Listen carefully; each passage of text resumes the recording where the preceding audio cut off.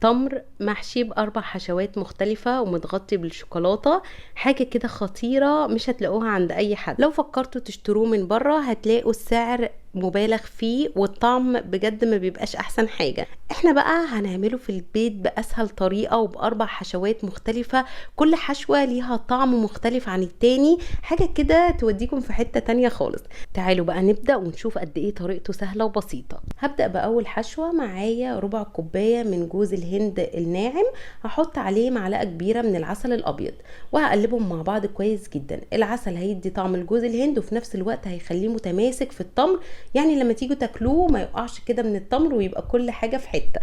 تاني حشوة معايا معلقتين كبار من السوداني المجروش، يعني هو مطحون بس مش قوي، فيه قطع من السوداني عشان احس بطعمه اكتر. هحط على السوداني معلقتين كبار من زبدة الفول السوداني، وهحط عليهم معلقة صغيرة من العسل الابيض، بيدي طعم وفي نفس الوقت بيخلي الحشوة متماسكة. وانا مش مكترة، انا حاطة معلقة صغيرة عشان زبدة الفول السوداني غالبا بيبقى فيها سكر. وادي بقى شكل الحشوة التانية، شكلها تحفة وريحتها حلوة جدا. تالت حشوة معايا 50 جرام من البسكوت، برضو انا مكسراه ومخليه فيه قطع.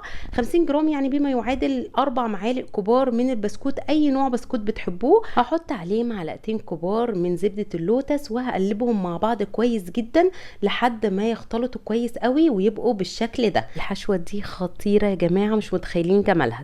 اخر حشوة معانا 50 جرام من الفستق المجروش، يعني انا مكسراه ومخليه فيه قطع برضو عشان نحس بطعم الحاجة اكتر. هحط عليه معلقة كبيرة من العسل الابيض علشان الحشوة تبقى متماسكة وبرضو يدي طعم للفستق. طبعا مش لازم تستخدموا فستق، ممكن تستخدموا بندق، لوز، عين جمل، زي ما تحبوا. وبس كده اخر حشوة بقت جاهزة معايا، وكده انا حضرت كل الحشوات. تعالوا بقى نحشي التمر. انا هنا هستخدم التمر المجدول علشان بيبقى متماسك والحبة بتاعته كبيرة شوية وفي نفس الوقت مش مسكر قوي. هجهز بقى التمر. هجيب التمر واشيل القطعة دي، وبعد كده بالسكينة هفتحه بالطول بالشكل ده وهشيل منه النوى، وبس كده هيبقى جاهز معايا للحشو. هعمل الكمية كلها وبعد كده احشي مرة واحدة وبسهولة جدا. هنبتدي بقى نحشي التمر. معلقة صغيرة كده هاخد جزء من الحشوة وهحشي التمر واضغط الحشوة كويس قوي، وكمان اقفل عليها التمر كويس جدا علشان يبقى سهل عليا وانا بغطيه بالشوكولاتة والحشوة ما تطلعش منه.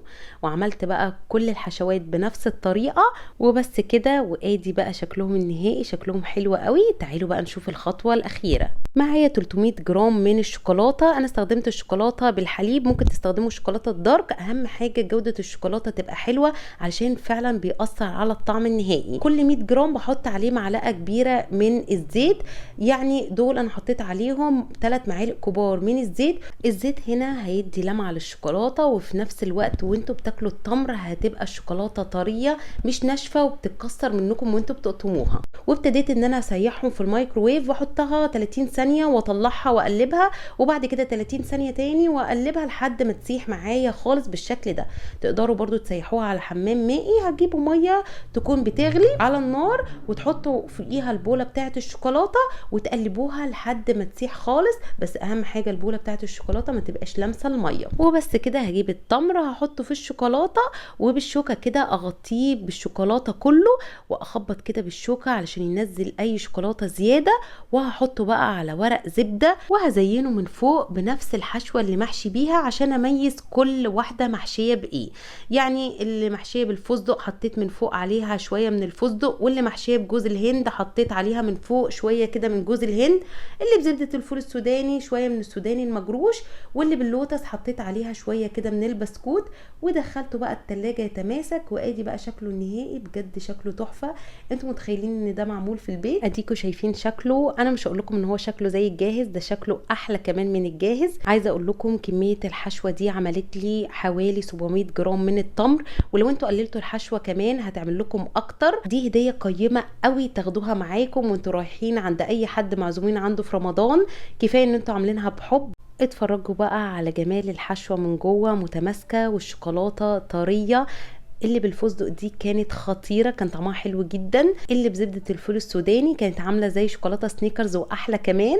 اللي بجوز الهند كانت بتفكرني قوي بشوكولاته باونتي ويمكن احلى منها. وكمان بقى اللي معموله باللوتس كانت خطيره، واللوتس كان لايق قوي مع التمر، وما تقلقوش سكره كان مظبوط جدا ومش بيجزع وكان حلو قوي. كل حاجه نقدر نعملها في البيت بكل سهوله.